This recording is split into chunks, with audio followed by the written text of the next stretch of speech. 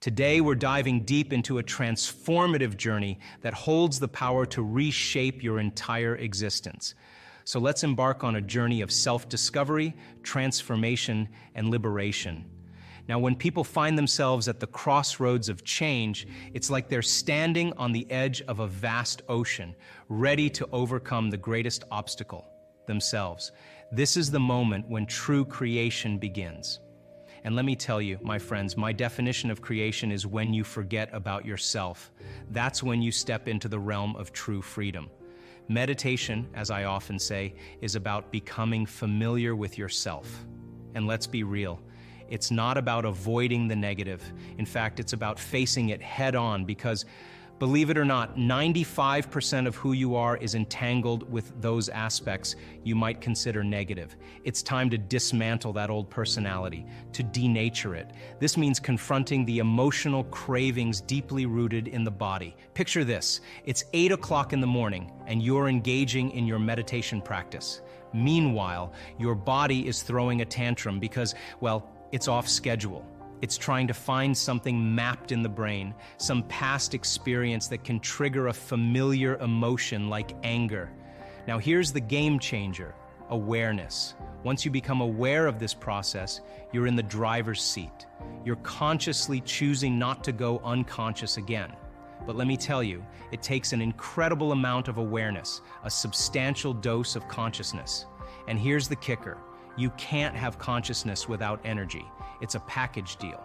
So you've got to raise your energy to get to that elevated state. Otherwise, you risk being consumed by the same old patterns, returning back to square one. Now, becoming familiar with those unconscious thoughts is the key. Imagine a scenario where those thoughts never slip by your awareness. That's when you catch yourself, my friends. And guess what? Research shows that you can get better at this. You can actually sense the thought before it comes knocking on your mental door. It's like playing a game of chess with your own mind. And that's when the magic begins. You start firing and wiring new thoughts. You ask yourself, who am I going to be when I open my eyes? How am I going to make a difference in the world today? How am I going to love, give, serve, and contribute? It's an act of closing your eyes, visualizing, and rehearsing what you're going to do. Why? Because your brain doesn't know the difference. It doesn't distinguish between what's real and what's vividly imagined. So close your eyes, disconnect from the external chaos, reduce sensory input, diminish the distractions, play some soft music, use earplugs, do whatever it takes. Now, as you sit down, devoid of tasting, smelling, feeling, your brain waves start to change. You transition from the beta brain wave pattern, where you're acutely aware of your body in space and time, to the alpha state. This is where your inner world becomes more real than the outer world. Your brain waves slow down and you start creating, dreaming, pretending. Now, if you tell your body to sit still for an hour, it might rebel. It might scream about exploding bladders and the urgent need for coffee. But you, my friend, declare war on those programmed responses. You sit through it, and when you start your day after such a battle, you emerge kinder, more loving, less judgmental, and infinitely more present. Why? Because you've mastered the present moment. You're no longer a prisoner of the predictable future or the familiar past. You're mastering time itself. And where you place your attention is where you place your energy. If all your attention is in the present moment, you've got an abundance of energy to unleash upon the world. You see, when someone is present with you, they're paying attention. And when they're not present, they're not paying attention. The act of becoming more present means channeling a tremendous amount of energy into the now, reclaiming your power from external influences. Now, out of the infinite places to direct your attention, let's place it on your heart. Your attention is your energy, and we want this center to bloom. We are, my friends, reality-producing machines. Every human being is either living in a state of creation or survival. Creation is about growth, expansion, health, and emotions like love and joy. Survival, on the other hand, is living in stress, knocking your body out of balance. The trouble is, with our magnificent brains, we can trigger the stress response just by thought alone. We do it all day long, and over time, that continuous imbalance becomes our new balance. We head towards contraction, disease, feeling separate, and becoming more self-serving. Those survival chemicals are addictive, and breaking through this cycle is a journey. It requires discomfort, but the moment your body is liberated, you feel an expansion. It's the truest form of self-love, joy, and the release of trapped energy, transforming anger into joy, hatred into love. It's the same energy with a different spin. Let's take a moment to really dive into the idea of transformational change. It's crucial to understand that this isn't something someone else can do for you, and it's definitely not like waving a magic wand. It requires your willingness to step into discomfort as you break free from the patterns that hold you back.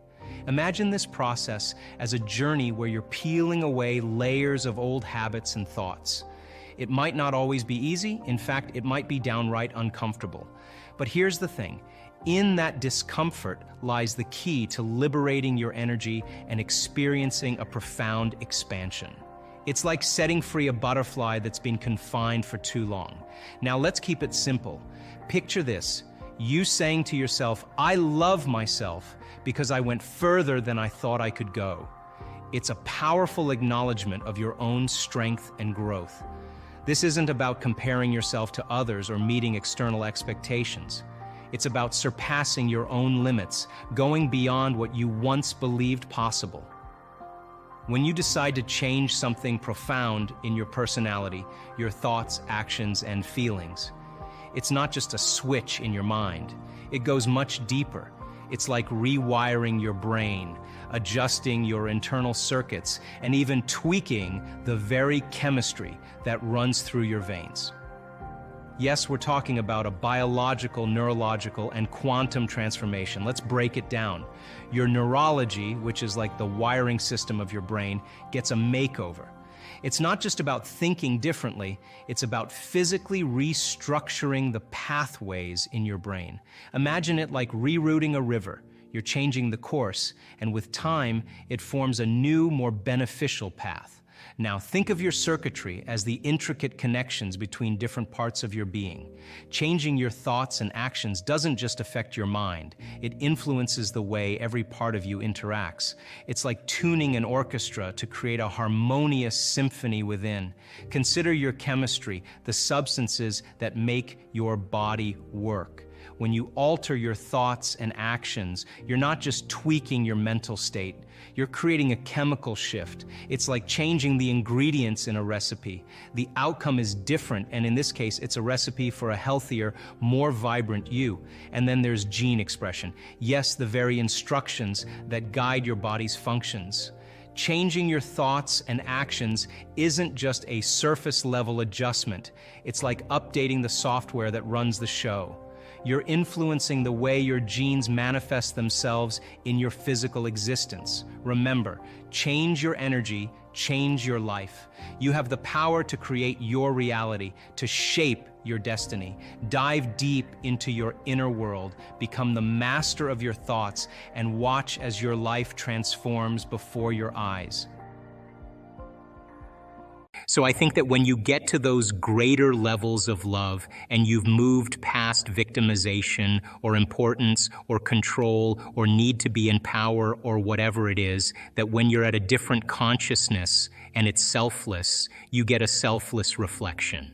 And that selfless reflection is going to be a consciousness that doesn't necessarily live in three-dimensional reality. Because once energy makes it here, you're no longer bound to the three-dimensional reality. You're connected to a field. So vibrational match, all of a sudden your energy's at that point, and there's a door. And now you're going to get somebody who's going to, in your state of emotional freedom, in your state of your bliss or ecstasy or whatever it is, there's a perfect opportunity for a being that's vibrating at a similar frequency to begin to influence a person's future.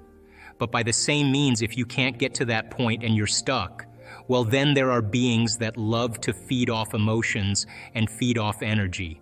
And I've seen those too, because when a person finally gets beyond their suffering or whatever, they no longer can host on that person because they're no longer that emotion, that energy any longer. So then all of a sudden the person experiences a tremendous amount of freedom as well.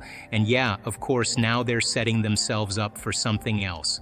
What I do know, though, is that our intention really is to connect to the divine. Our intention is to become divine. Our intention is to open our hearts and trust again, to love again. Our intention is to teach our bodies emotionally what our future could feel like, to trade guilt and shame and resentment and jealousy and envy and competition for love. And we practice that in our week-long events. And once this center begins to open up, we're after coherence. So if you have a coherent heart and you're able to manage that and sustain the heart coherence, the field around your body begins to expand up to 3 meters wide. And that frequency, that coherent frequency, is like a Wi-Fi signal. You got a signal now.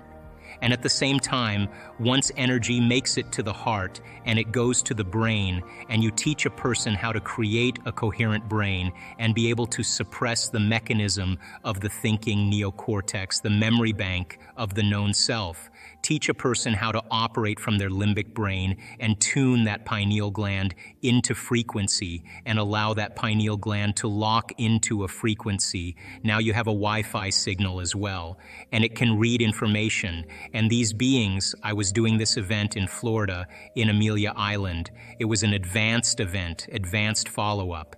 And this is people that have done advanced workshops. And the event was called Dream Time, that we're up from 11 at night till 8 in the morning for the mystical. And if you don't want to do the mystical, don't come. But I'm going to be messing with your sleep. And I stay up the entire night. I'm watching the entire audience. And we're keeping them between worlds, between wakefulness and sleep in that theta realm. And many people have very profound transcendental experiences while we're doing it. And I was trying to think of a way to explain this to the audience. And I had just finished the morning. I hadn't done my meditation. So I went into my room, I sat up, I did my meditation, and then I laid down.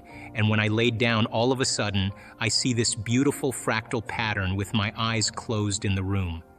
And the moment I see that fractal pattern, I know that that's order.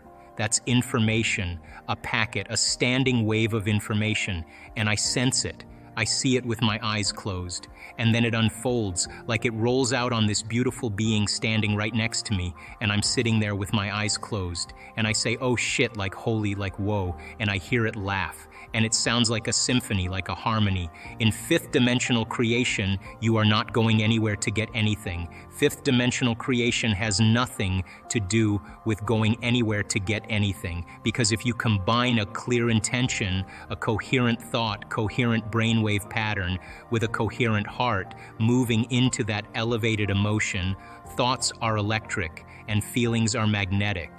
The magnetism of this center becomes the energy. The intention is carried on that energy. And now you are broadcasting a new signature into the quantum field. Now, if it's done properly and you understand the mechanics in fifth dimensional creation, you are not going anywhere to get anything. You are actually collapsing space and time. And you are drawing the experience to you. You are the vortex, because when there's a vibrational match between your energy and that potential that exists in the quantum field by tuning a radio dial, when you lock into that frequency, if you keep revisiting that energetic signature over again every single day, then you don't have to go anywhere and get it. The new job finds you. The new house actually finds you. The new relationship finds you because you are the vortex that's drawing the experience to you. My definition of creation is when I forget about me. I become nobody, no one, no thing, nowhere, and no time. I become pure consciousness. And the moment I reach that elegant moment of the generous present moment, all possibilities in the quantum field exist truly when our brain and body are in the present moment. Getting there is the work. So then, most people then create reality from what we call three-dimensional creation. Now, when you teach people how to take their attention off of matter, off of objects, off of a particle, and sense energy and sense space and pay attention to nothing, the moment they begin to open their focus, all of a sudden their brain waves begin to change from beta to alpha.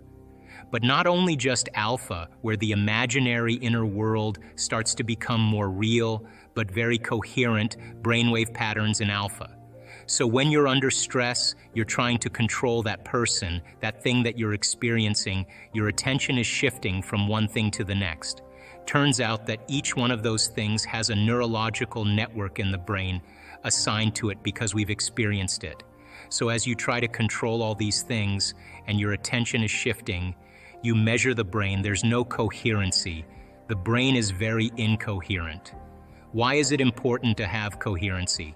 Well, because the moment you open your focus and the brain begins to acclimate, different compartments of the brain begin to unify. They begin to synchronize. And what syncs in the brain links in the brain. So when your brain is coherent, you're coherent. When your brain is incoherent, you are incoherent. The person, the maverick who's willing to step out into the unknown, that unknown is the perfect place to create from, because only in the unknown can you create something new.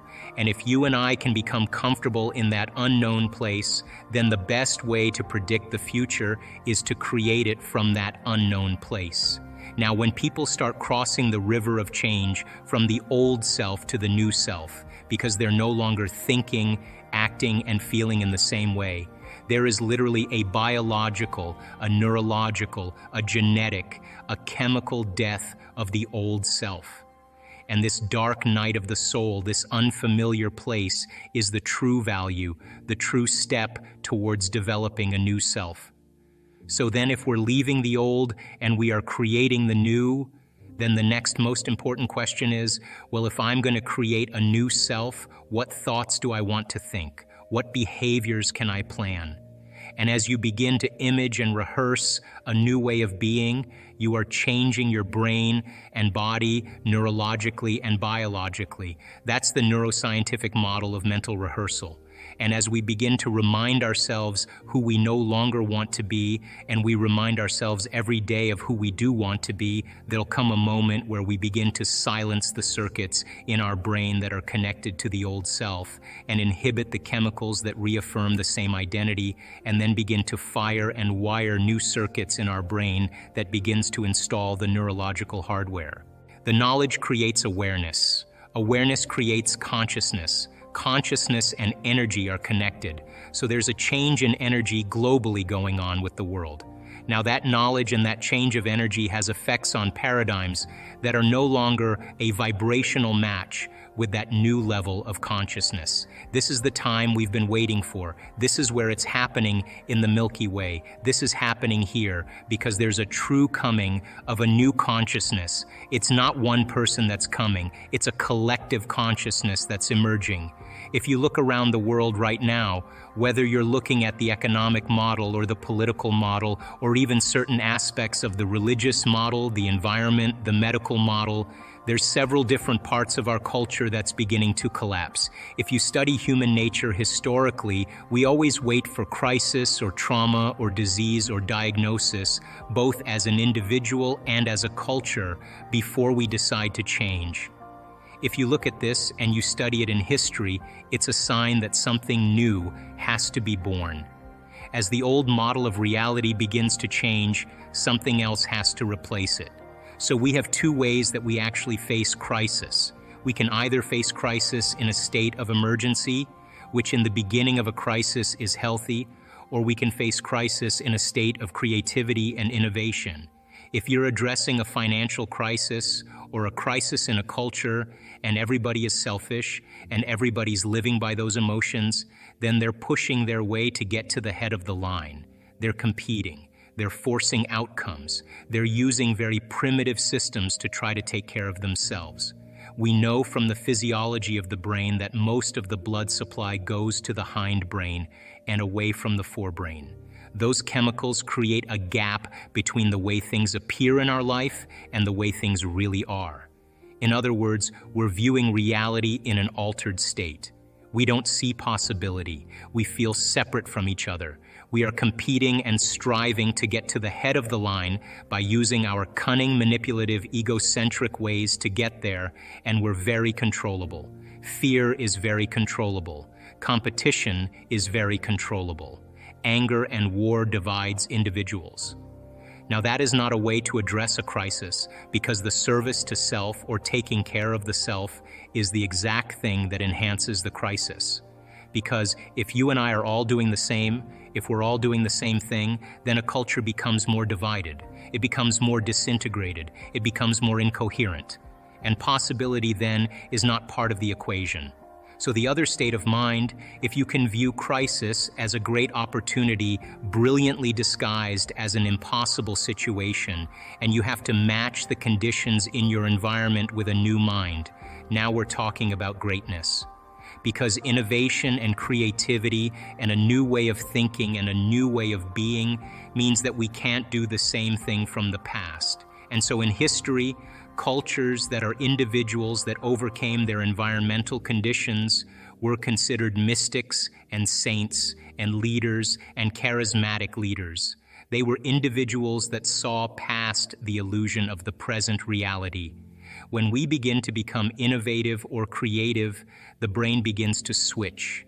We begin to turn on the forebrain, the frontal lobe, which is really the crowning achievement of the human being, and we begin to ask bigger questions.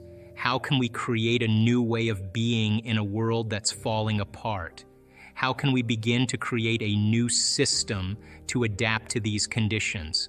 And I think that people, when they begin to feel empowered by possibility, when they begin to see that the death of the old paradigms means the beginning of a new paradigm, how many people actually believe in the idea that the way you think has some effect on your life? So how many people actually woke up this morning and consciously created a future? You know, the biggest reason why people don't do it is because you don't really believe it's true.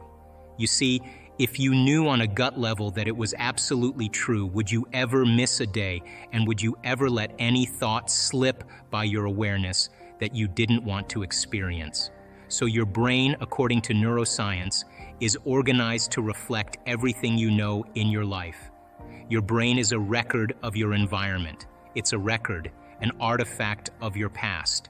So if you believe this, then does your environment control your thinking, or does your thinking control your environment? So if you wake up in the morning and you get out of bed on the same exact side as you did the day before, you shut the alarm clock off with the same finger, you slip into your favorite slippers, you shuffle into the bathroom and you use the toilet like you always do, then you walk over to the mirror and you look at yourself to remember who you are, then you get into the shower and you wash yourself in the same routine way, then you groom yourself to look like everybody expects you to look, then you go downstairs and you drink coffee out of your favorite mug, then you drive to work the same way as you did the day before. You see the same people that push the same emotional buttons. You do the exact thing that you know how to do and you memorize and can do so well that you're an expert at. Then you hurry up and rush home so you can hurry up and check your emails, so you can hurry up and go to bed, so you can hurry up and do it all over again. Now here's my question. Did your brain change at all that day? We could say that you were thinking the same thoughts, performing the same actions that create the same experiences, that produce the same emotions, but secretly expecting something to change in your life. So then, as the environment turns on different circuits in your brain, you begin to think equal to your environment.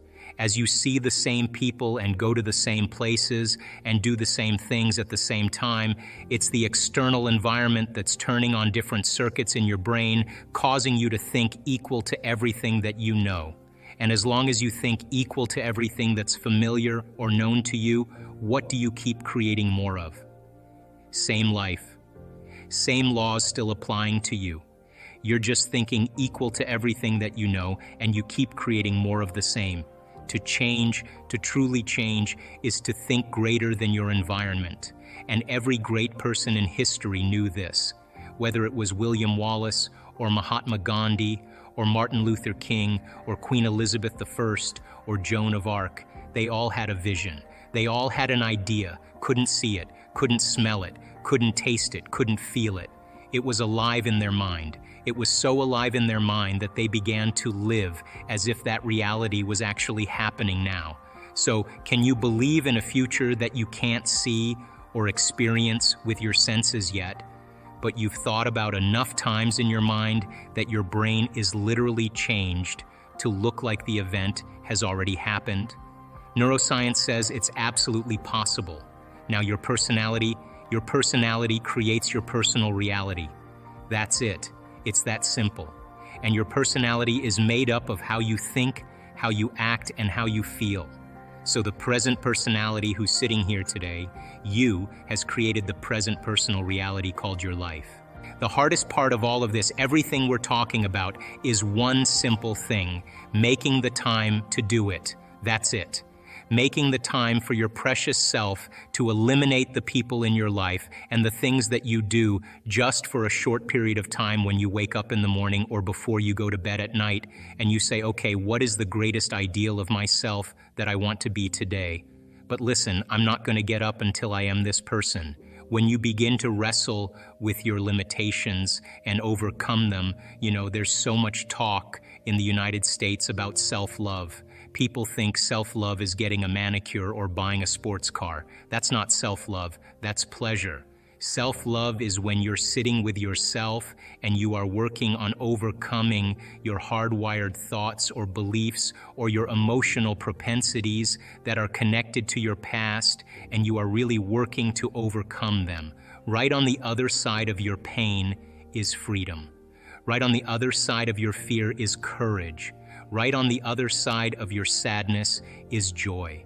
It's the same energy, it's just trapped in the body. When you stretch yourself past that point and you break free from the chains of those emotional addictions, the side effect of that is called joy. The body is liberated from that level of mind. When that happens, there's available energy to create with. So when you break through that, you begin to love yourself. You begin to respect yourself, and you begin to love and respect others because you see yourself in them. And now that you're free from it, you can understand them with compassion without knee-jerking in the same way. So the difficulty here is really making the time to do it. And if you began to think about a new way of being and you moved into a state where you said, I'm not going to get up until I am this person. Not only did you memorize it neurologically in your brain, but you allowed the thoughts that you were thinking to become the experience, to the point that your body, as the unconscious mind, began to live in that future reality in the present moment. And when you got up, when mind and body were working together in that state of being, and you said, I'm going to maintain the state of being my entire day, and I don't care. Bring on the challenges because I want to test my greatness. And you did that the entire day. The end of your day, when you finished your day, more than likely you'd have more energy than when you started. The literal translation of the word meditation in Tibetan means to become familiar with. The symbol means to become familiar with. So if you're becoming conscious of or familiar with your unconscious self to the point you're so conscious of your unconscious thoughts, so familiar with your unconscious habits, and so aware of your emotions that you would never let them go by unnoticed by you. There's no chance for you to return back to the old self, to know thyself. And then if you became familiar with a new self because you neurologically fired and wired it in your brain and you emotionally conditioned your body and you were able to do it enough times, sooner or later it would get easier and it would become more familiar to you and you would be able to move into that state of being. By the way, a new state of being is a new personality, and a new personality is a new personal reality. One of the things about substances is that it actually helps to change chemistry in the brain and body, so there becomes a chemical dependence on it at that point. But the person who wants to change has to want to change. That's the first element. In other words, no one can make you change, but you have to find it in you to really see if this is what you want to do. I've studied people over the last 12 years. Why is it that one person, an old-timer, can look at his x-rays and see a spot on his lungs, and the doctor will say to him, "Hey, George, you know, that's a spot on your lungs. It's nothing now, but if you keep smoking, it will be." And that guy just takes his cigarettes, throws them in the trash, and he's done the next day. How do you explain that? He made the decision, and the decision was an experience, and it began to rewrite his chemistry and his biology. How can a person who moves into a state of religious ecstasy, a state of absolute faith, drink strychnine and not get poisoned by it? It's a decision. It's an energetic decision. It's how powerful the mind really is. People then who actually want to make the decision to change have to make the decision with firm intention. Once you understand the how-to, that you can't use your conscious mind to do this, you have to move beyond the analytical mind. When you understand brainwave patterns, and when you slip into a different state of mind, that it's easier to do it. So most people then, 95% of who we are by the time we're 35 years old is a set of memorized habits and behaviors that become part of our identity or personality. So 5% of the conscious mind is trying to change 95% of what we've memorized, hardwired, become addicted to emotionally. So the person may want to think positively, but they've been feeling negatively and oiling those programs for the last 25 years. They might want a new life with new conditions, and as they use their mind, conscious mind, to focus on that, their subconscious mind, they've been programmed to feel guilty. That's mind and body in opposition. We have to begin to recondition the body to a new mind. So change isn't hard. It's just that you've got to get the manual to understand how to begin to unlearn and relearn, to break the habit of the old self and reinvent the new self. The latest research in neuroplasticity tells us we're not hardwired to be a certain way for the rest of our lives. The latest research in epigenetics says we're not doomed by our genes, that in fact we're marvels of adaptability and change. So as a person started to contemplate and think about, who do I want to be when I open my eyes? What would it be like to be happy? What would it be like to live a new life? The frontal lobe is looking out into the landscape of the entire brain because it has connections to the entire neocortex, and it's got to resolve the problem. So it starts calling up different networks of neurons that are relevant to the question based on the knowledge the person learns or the experiences that they had, and it begins to seamlessly piece together this new understanding, and that's called intention. And so if you're reading a book about how to become more happy, or if you're reading a book on how to be a leader in your life, where you're studying the process, every time you learn something new, you add new connections to your brains and raw materials for you to imagine even more. The act of mentally rehearsing begins to install the neurological hardware in your brain to look like it's already happened. Now, the brain is typically a record of the past, but the moment we install the neurological hardware, it becomes a map to the future. And you keep doing that, the hardware becomes a software program, which means you start thinking like a genius. You start acting like a happy person because there's no mystery there because you installed the circuits. And then these people didn't wait for their wealth or their health to feel gratitude and to feel empowered or to feel love, a love for life. They began to feel those emotions ahead of the experience and their body, as the unconscious mind doesn't know the difference between the experience and their life that creates the emotion, and their emotion that they're creating by thought alone. The body's believing it's living in the future, in the present moment, and the stronger the emotion that they felt, the more they're going to pay attention to the thoughts they're thinking, and now all of a sudden they're changing their biology from living in the past-present reality to living in the future-present reality. And I was so intrigued by this process that I went back to school to study neuroscience, because it was the answer in the internal process of rehearsing and imagining.